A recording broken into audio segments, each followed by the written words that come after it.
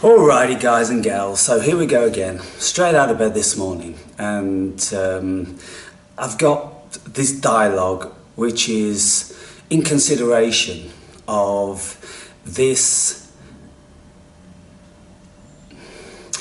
series of monologues called A Course in Mastery. And this chapter in particular is chapter 3. I said it was chapter 4 in one of the other videos, but it's chapter 3, and it's talking about forgiveness. And the book is depicted and delivered as if Jesus is speaking about it directly. And so I've already gone through the considerations that I have in relation to that, but there's so much to this stuff. And what I'm saying about critical thinking is along the lines of this, because there's so much more than the superficial message that we can listen to or we can read. There really is just an enormous amount of information that we can derive out of any dialogue or story or depiction of history, whatever. And so I'm going to be speaking about a few more facets of it.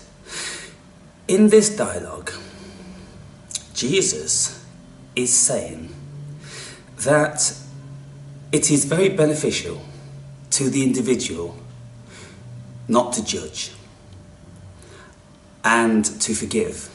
And the reason why this is beneficial is because it alleviates the energy which pertains to this judgment or the forgiveness, because it releases you.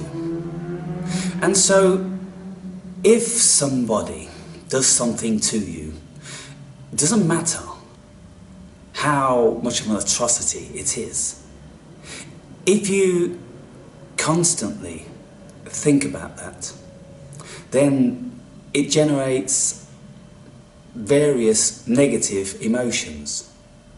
And if we don't get a resolve on that, then they will stay with us for eternity. And this is the whole thing about Freudian regression, you see.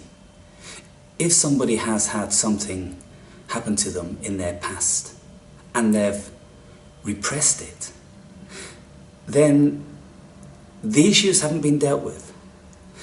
The negative energy pertaining to those issues still remains, unless we can get a resolve. How do we get a resolve? We go back and we forgive. We see that the whole act of forgiveness is letting go.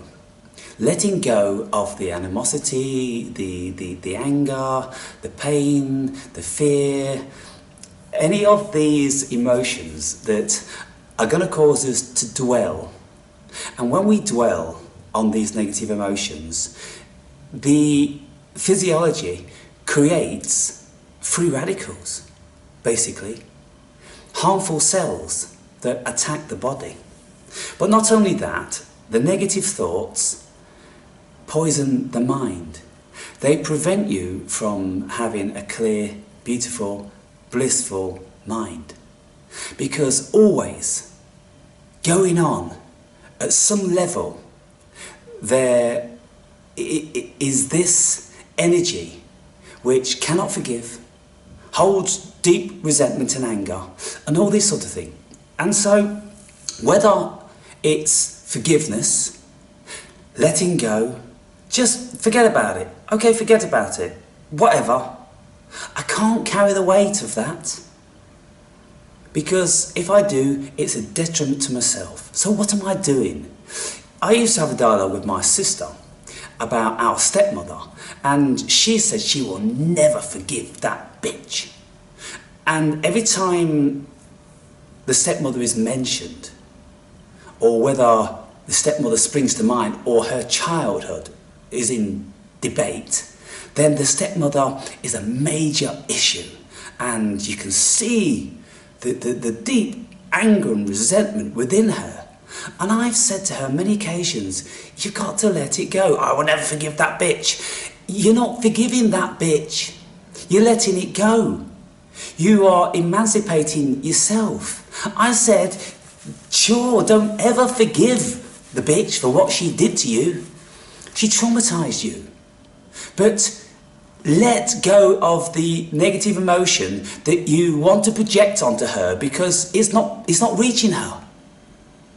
Unless you're in the vicinity of her and you tell her what a bitch she was, then forget about it. And if that's going to help, then go to her one day and tell her what a bitch she was. And does she now realise the extent of the damage she was doing to that young kid? Get some sort of resolve on it. Make you feel better. Okay, well, I've done that. I've told her now. And let it go. Because if you don't let it go, it will eat you for the rest of your life.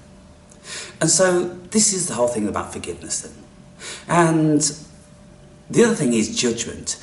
If you're going to be judging people, I judge you because of this and I judge you because of that. Okay, like I said in another video, judge them. Sure, judge them. Let them know you have judged them. Tell other people. Bring the police into it. Bring the courts into it. Let society judge them. Finally, punish them and then free yourself. Knowing that they've got their just desserts. I feel more happy now that that person has been punished. Forget about it. And so this is the premise in this book, of course, on mastery. It's from a personal perspective. Now, this is the whole crux of what I'm going to be speaking about now, is because all the information that we can glean and gather in our lives is dependent on perspective. Whether we read something, whether we watch something, whether we hear something, whether we think something, there's a perspective. And so if one person tells you about the abusive stepfather or abusive father or whatever, and then you can go, that's really cruel, he's a bastard, that guy. But then if you listen to the mother, well, the mother will say, look, your friend, the daughter, she is a real handful. And she's a liar. She creates stories because she always wants to be the victim. There's something about her that just wants to relish in being the victim, so she creates scenarios. You see? And so that's perspective, isn't it? And so then if you listen to the mother and you listen to the daughter, you've got two perspectives, and you think, well, how many more perspectives are there? What do other people that know this situation have to say about it? And then all of a sudden it gets cloudy, doesn't it? Who's going to find the truth? Probably the person that's going to find the truth is going to be a shrink, a psychoanalyst that's going to be looking to see, really, where the issue lies, where it derives from, what brought it about, what brings it about. Why is there a need for it? Why does this person perpetuate scenarios like this? We all know people that just revel in the victim. They're always a victim because they always want sympathy, they always want feeling sorry for, and they always want to exercise a little bit of energy over somebody so they can get favours and this, that and the other. And so there's many things to take into consideration. But this course in Mastery, from what I've read so far, 4 chapters, is good. But it comes from the subjective experience only. It doesn't take into consideration the ramifications of you not judging, or the ramifications of you not forgiving to society. For instance, if we shouldn't judge, and say your next door neighbour rapes you, and you are under the indoctrination that judging is bad, and you feel guilty if you judge, because Jesus says you shouldn't judge, and you're a Christian, so you're not going to judge. So therefore, you don't tell anybody about this person raping you, because you don't want to stand in a court and, judge this person and have a judge that person, because judging is wrong. So you've been told, and so you don't mention it. And then, a couple of weeks later, this guy rapes somebody else on the same street and devastates their life, traumatises them, and causes all sorts of issues, long-term issues in their life. And then, what do? Because you never judged. Is it not that you were partially responsible for that rape? Of course you were. Because had you judged, had you said what you did was wrong, I'm going to the authorities will arrest this person, probably imprison them, if it was a very serious crime such as rape, and they'd be on remand, and so they'd be taken off the streets, and so the second rape would never have occurred. And so what this book failed to speak about, and this is the issue I took with it, was the ramifications of not judging. Because we have a societal obligation to judge. And this is why we have judges. Because there needs to be order. And if somebody perpetrates a crime, then they need to be held responsible. And they need to be judged, they need to be assessed, they need to be evaluated, and if found guilty, they need to be punished. As a measure of prevention, to stop other people suffering. You see, if none of us judge, and we don't report the things that people are doing wrong to society, then these people will continue to do it with impunity. And so this is the issue I took with it. It's a moral issue. And this is why this non-judgmental thing is a fantasy, as far as I'm concerned, and it's a very, very selfish thing, because it only pertains to you. Because if you don't judge, if you forget about it, okay, I'm just whitewashing that, I'm not having it as part of my life, I don't want to mention it to anybody else because there will be a constant reminder of there's that bastard that raped you, and the court case will take 2 years and maybe it'll get publicity, and I don't want people looking at me, I'm going to feel shame and all these sort of things. And so you say, I'm not judging. And then if everybody was of that state of mind, then the person could rape with impunity, couldn't they? And this goes across the board with the whole thing. So therefore then, this non-judgmental attitude can't be a reality within a society. It can only be a reality in a selfish individual. If you just want to forget about it, sever it, and continue with your life. That's how you deal with it.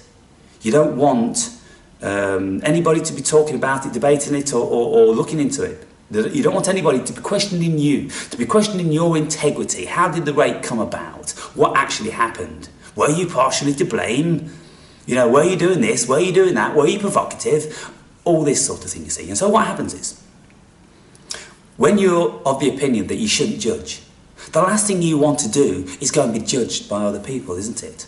Because in a scenario like a rape case, you're going to get judged, and you're going to get judged very profoundly, because this is the nature. It's all about character in a rape case, unfortunately. You can be raped by somebody, but then they'll say, yeah, but, you know, aren't you kind of like, you're a prostitute, aren't you?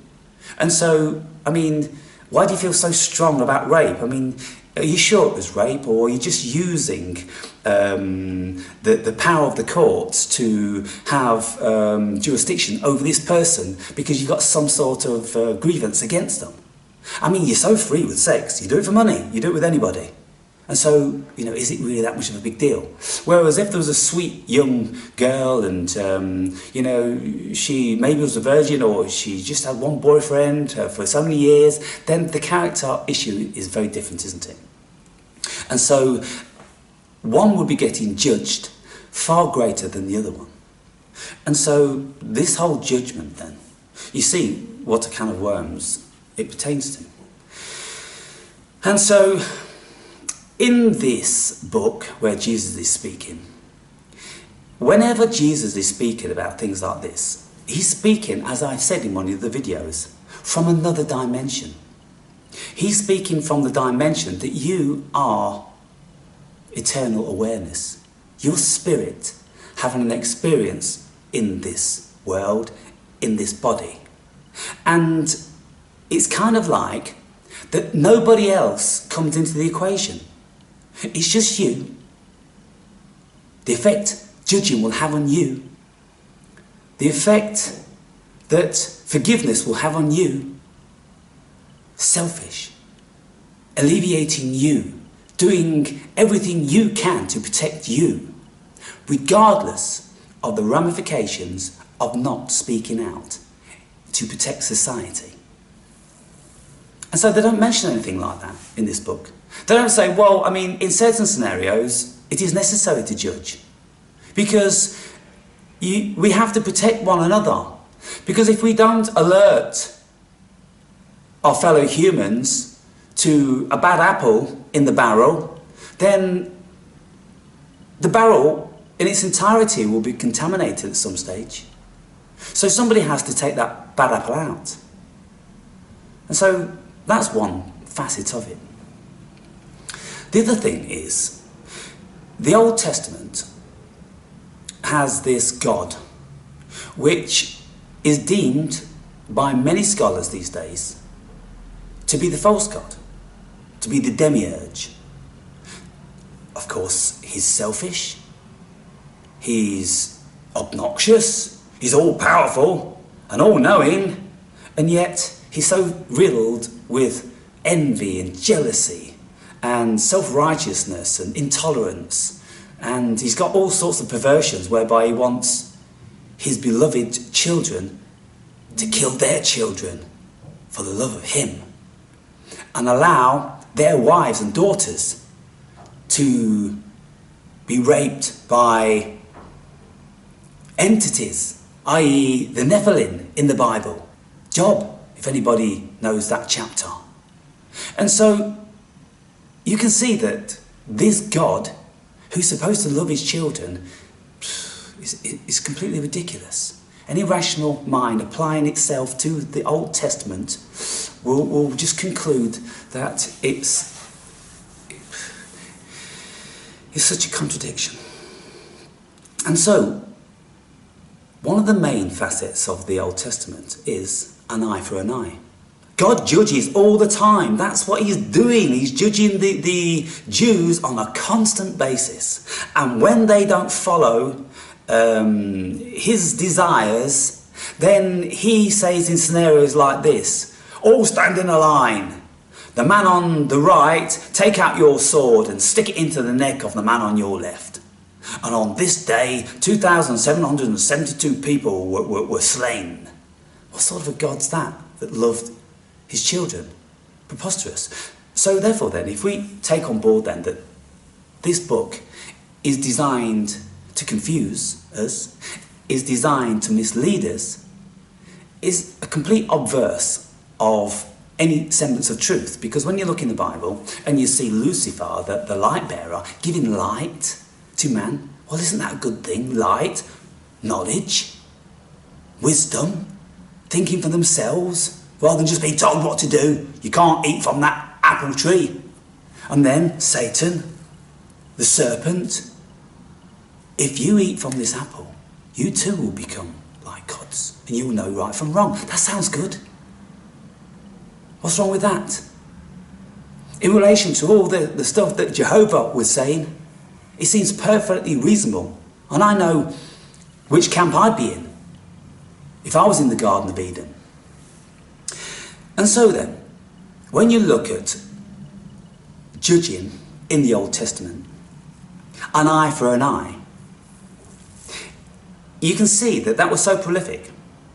And if we are of the inner standing that Jehovah was in actual fact the demiurge, he was a liar, he was a deceiver, so we can't believe anything that he's supposed to have said. And so if he says that if a man takes your eye, then you take his eye, well, I think we have to consider that that is wrong. Because how can a bad apple do good deeds? All of the stuff that he was doing in the Bible was wrong. And so how can that then be right? How can we take that on board as wisdom and a stance in righteousness? We can't. We have to question it greatly. We have to look at the whole book and we go, well, it's all wrong to me. So why would we want to take that bit out of it? and have that as a guidance to the way in which we live our lives. So from this standpoint, judging is an evil. And so you can see then that this whole world has courts of law with judges in them, and they get you to swear on this pack of lies and this disgusting depiction of jealousy and hate. And so wouldn't it be reasonable to assume then that, again, we're being misguided? We're being steered so far away from the real God, which is ourselves, of course, as Jesus said on numerous occasions.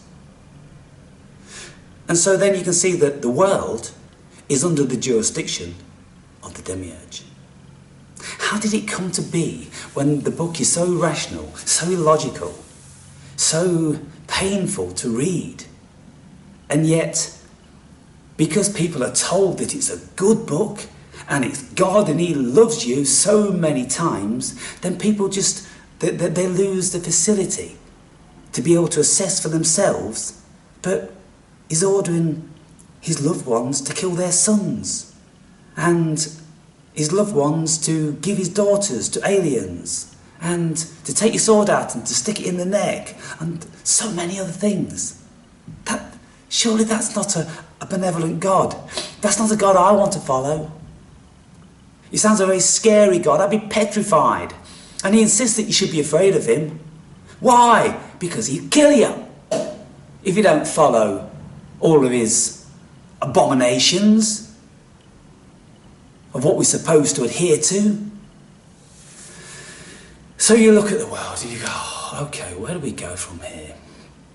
For thousands of years we've had judges, and they've been getting us to swear on this Bible, which is so far from any semblance of goodness, it's untrue. And yet everybody's under the indoctrination of it. How did it happen? I pull my hair out. How did it happen? You can say that people have been indoctrinated, it's not their fault, and this, that and the other. Well, I can't see it like that. I just see there's a lack of critical thinking. There's a lack of desire to want to think for oneself. People, they're predominantly lazy. They don't want to look for truth themselves. They just want to be told it. And then they just want to get on with whatever they're doing. Easy life. And this is why they just give free rein to politicians. Oh, you do it. I can't be bothered to look into all this law and read all these papers and this, that and the other. That's boring. And so when they do that then, what are they doing? They're giving away their life, their freedom of choice, and many other things. And so this is why we're in the state we're in. And so, if you ask me, Aaron, do you think judging is good? Well, I can give you so many variations of opinion on that, can't I? Depending from what standpoint I'm observing it from. If I'm in this society, as it is, governed by the law of the Bible, with judges, that's how it is. And so, if somebody perpetrates a crime, then you follow the protocol. You go, Mr. Policeman, that person's done such and such, I will bear witness in your court of law, and I will put my hand on that Bible, and I will swear to the Almighty God that I'm going to tell the truth and the whole truth, so help me God. That's what happens in this society. That's how it's set up. But if you don't want to adhere to that, and you say, I'm not getting involved in that because I know that that book is lies, it's devious and it's evil, and there is a negative energy in relation to it, the demiurge. I don't want anything to do with that, and I don't want anything to do with the eye for an eye system. Because what does that do? It generates negative energy, doesn't it? There's no avoiding that. With all the promoting of terror and evil that's going on in the world, this is what this system wants from us. It wants our negative energy. And it wants us to drip feed it on a constant basis. And so this is why we get one terrorism attack 1 week, and then 2 weeks later we get another one, and then we get another one, and then we get a bit of a war, and then we get a potential threat of whomever, China, North Korea, Iran, and on and on and on, just to keep drip feeding our negative energy, which this negative God demands, always has demanded it. And so when you look at society from that perspective, you can say, well, it's all wrong. And so when you look at this book then, supposedly written, stated by Jesus, you can say, well, okay, that seems good. It seems good from the individual perspective. But it doesn't work in this world for the reasons I've just stated. And so there's a dichotomy there, isn't there? Either you want to be completely loving for your own survival and your own benefit at the cost, potentially, of your fellow man, because you're all about the self-preservation, and basking in the love and basking in the light of Jesus. Where is Jesus? Well, is Jesus up there somewhere? Is he all around? Is he in us somewhere? The Christos? What are we dealing with when we are following Jesus and the morals and the teachings of Jesus? He came apparently from another world, another dimension. He was here briefly, and then he's gone back to that other dimension. And so, would it not be fair to say then that he is speaking to us from another dimension about how to get a resolve on our equanimity?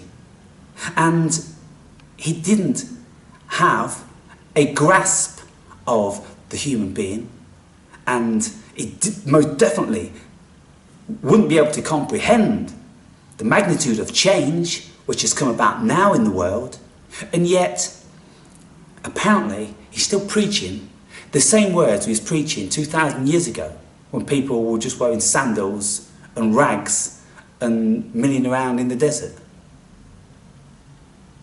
So does that wisdom carry forward? Can we reasonably be expected to carry that wisdom forward? I don't think we can. Because, as I've said, that wisdom pertains to spirit. It pertains to the protection of the higher self. And what it's saying is, don't get involved in that out there, because it's illusion. If you get involved in that out there and you take it seriously, then you're not going to have a good experience in this dimension. And I can say this to you because I know that you are only having an illusory experience. You see, that's the only way you can accept these words of Jesus, to forgive and not to judge, is if knowing that it doesn't matter about your fellow man, whether the rapist goes free to rape and rape and rape and rape, because it's only illusory anyway. We just think momentarily that it's a reality. And within a flick of our fingers, we're going to be back somewhere else. We're going to go, oh, I wish I knew that before. It would have saved me all that stress and all that emotion that was being pulled from one side of the place to the next, to the next, to the next, because I considered it to be so real. And so that's the distinction, as far as I can gather. And this is why everything gets so incredibly confusing. because there's so many perspectives to view any given scenario from. And because we all have a perspective, and we all have various programming and cultural indoctrinations, then we're all looking at everything differently, aren't we? And so there isn't one format for the human race, because the human race is so diverse. Culturally, we're so diverse. Intellectually, we're so diverse. All the programs and the teachings that we've had, we're so diverse. I've been talking about Islam a little bit in recent times. Look at their cultural differences and how they're coming into the Western world. And what's happening? Complete chaos.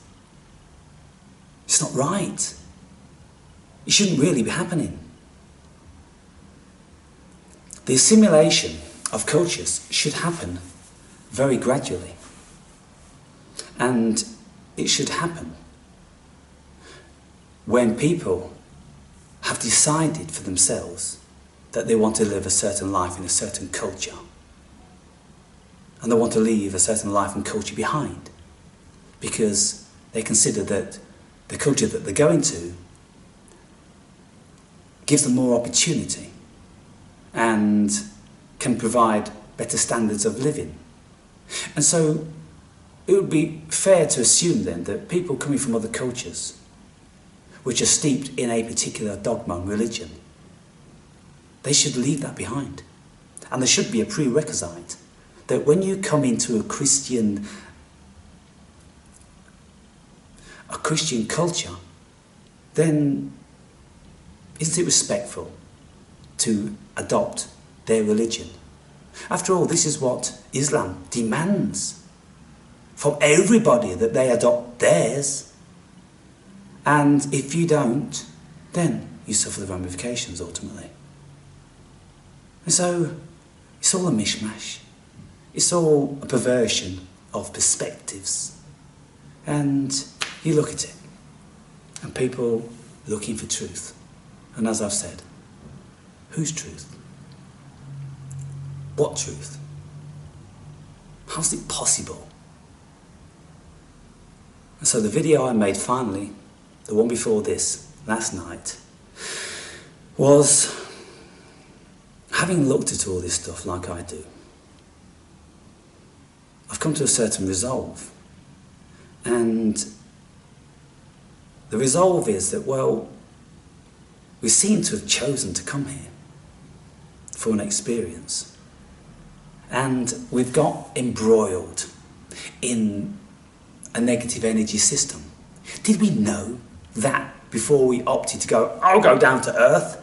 Yeah, but it's run by the demiurge, you know, he's a complete bastard. And it's all about manipulation, domination and fear-mongering. Okay, I'm going to see if I can crack that nut when I'm down there. It'd be a good challenge. Oh, it's a good challenge, all right. And so, for those of us, those of you that are on the precipice of cracking this nut, then what have we derived? The thing I've derived is that there's pleasure to be had from this dimension, and there's suffering, just like the Buddha 2,500 years ago. That's what he concluded. And you can't stop that locomotive from chugging along. That's the reality. Pain and pleasure. And we find ourselves at one end of this sticky stick, or the other, or somewhere in between. And so what do we try to do? We try to head towards the pleasure as much as we can and be in avoidance of the pain. And that seems to be our lot. It doesn't matter how much you know about this world, you can't never change that. Whether you go away from society into the wilderness and you build yourself a log cabin, you're still going to encounter suffering, because that's the nature of the human being. And so it doesn't matter how far you run, you can never hide. And so it comes back to a level of acceptance then, doesn't it? Accepting that we're here for whatever reason, whether we chose it or just by chance, anything, anybody's speculation again, anybody's opinion again. What do I know about it? I don't know any more than the next man that's looked into a few of the options. So what do? I just look around me and I go, well, okay, it is what it is. What am I going to do with it?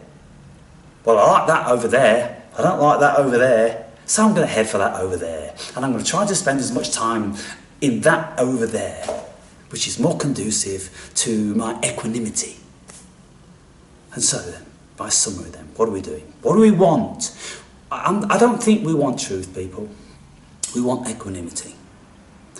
If somebody said to us, do you want lifelong equanimity, or do you want to know the truth? And you said, I want to know the truth. Well, if you want to know the truth, you wouldn't have equanimity. You wouldn't have this deep peace within your mind and body, because it isn't possible to carry the weight of all that stuff. It's so immensely, mind-bogglingly crazy. How could you be settled with that? And so, why not just opt for ignorance, really? In between. You don't want to be completely ignorant, because then there's so many things that will befall you that's not going to be of benefit to you, which you could have avoided with a little bit of wisdom. So you want to be somewhere in between. Because the knowledge that you can acquire as you go deeper and deeper down the rabbit hole, it becomes so bizarre, and it's not of this world. It pertains to this world somehow, but it's not of this world. It's outside this dimension. All the stuff the gurus talk about, and the esoteric writings and scriptures, the Nag Hammadi, these scrolls that were found in a cave in Egypt in 1945, talk about the archons, this negative energy which has dominion over this world. And so whether you call it archon, whether you call it Jehovah, whether you call it demiurge, negative energy, that's what it is. And that's what has dominion. And that seems to have been in place for at least 2,000 years. And so when people are looking to change stuff that's going on, chemtrails, G-grid, the splicing of the human being with nanotechnology and all this sort of thing, can we really ever hope to change any of that? After all, look how many of us there are. It's just a handful, isn't there? There's a minuscule handful of us that know a little bit about what's going on.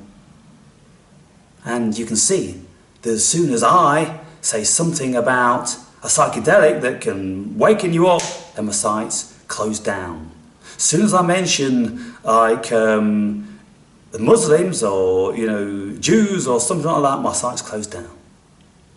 And so this just brings about a certain reality of how minuscule we are and how our power is also. And unless we collectivise and group together, which we can't do because there's only a handful of us spread all over the world, very difficult to make any impact. So what do? What avenues have we got? The avenues that they allow us to use momentarily. That is rapidly changing. And probably within less than 5 years, there won't be any sites like mine around anymore that encourage critical thinking, encourage people to look closely at what's going on and not believe a single thing. They want you to believe exactly what they laid down for you to believe, just like they did 2,000 years ago with the 10 Commandments. They told us that's all you need to know. And if you step outside that, we'll smite you. What's changed, people? Nothing. Nothing at all. So anyway, I've had a change of disposition, haven't I? And this is what I say in relation to be careful whom you speak with, what you read, what you watch, what you listen to, because there's energy pertaining to words. There's actual entities pertaining to words. And when you are in communion with these words, you are in communion with these entities. And I now am carrying a certain weight, but because I'm a wizard of a sort, I can eliminate that as soon as I want to. And within a few minutes, I can eradicate all of those thoughts from my mind, and I can return to the bliss. And on an ongoing basis throughout the day, I will say, I don't want to engage with that particular energy, and I won't. And so this is why I switch from this side, and I switch from that side, and I switch from another side. Because to be engaged in one particular energy, I don't think is of any great benefit. Even if you engaged in the bliss all the time, because when you're engaged in the bliss, you don't want anything to do with the matrix. But the fact is, we are in the matrix. We are a part of the matrix. The matrix is a part of us. It's inescapable. So therefore, we cannot dwell like the Buddha under a tree, or like some of these Indian gurus walking around in their nappies all their lives. You know, with their wooden bowl, which gets filled from time to time with a bit of rice and sauce. We can't live like that. We've got stuff to do, stuff to partake in, pressures, money, paper to chase, and all the rest of it. And so therefore then, this is why, one of the reasons I guess that I am like I am.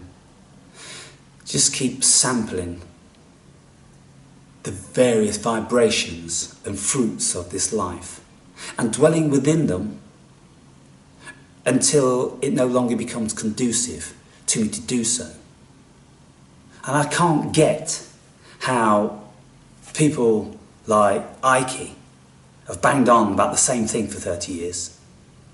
I couldn't do it, really. I need a whole lot more diversity in my life. I need to sample more fruits. And so this is why then my channel is like it is. And you will never know what you're going to get from one day to the next. There you have it, people. So, I'm calm. I don't have anything to do. I can choose. Play my guitar, go to the gym, walk in the woods, walk on the beach, meditate, listen to some more YouTube. Nah, can't be bothered. Generally save that for a few hours in the evening time. So I can just look at the clouds. And I can just sit here for an hour and just look at the clouds. And observe, how am I feeling? Feeling very calm. Really calm. And it's beautiful. I think that's the secret. To find the calm. To find you. Your true essence of stillness. And then when you have this stillness, and my stillness is with me on an ongoing basis, I can appear to be agitated, and I can start booming, I can start ranting, and then people think, he's angry, oh, he doesn't want to meditate and he's angry. After I've made my point, after I've delivered my theatrics, I'm as calm as a cucumber. cool as a cucumber. See? Turn it on, turn it off. So I use these emotions. And if you can do that, then it's a beautiful thing, because you're in control, rather than the emotions using you, feeding on you. You turn on whatever it is that you feel is necessary to aid you in achieving whatever it is that you are desirous to achieve. We need certain energies, don't we? And so if you're going to be climbing a mountain, you need pure determination and grit. And you grit your teeth and you do it. And you override the pain and the exhaustion and all that. And then if you want to engage with somebody light-heartedly, then you're just free and you're jovial and you have this demeanour about you. And then if you want to get into a serious debate, then you have a certain seriousness about you. Yeah? And so try playing a little bit more with certain emotions. Just create them in an instant and then drop them in another, instead of being manipulated by whomever it is that you're engaging with. That's the thing. I can do it, and I'm affected by it, you know, in a similar way to everybody else. If I watch something, all of a sudden I can get, right, I'm going to make a video about this, and But then, like I say, as soon as my video's done, as soon as my part in my movie, as far as you're concerned, is over, then I'm sitting here like this.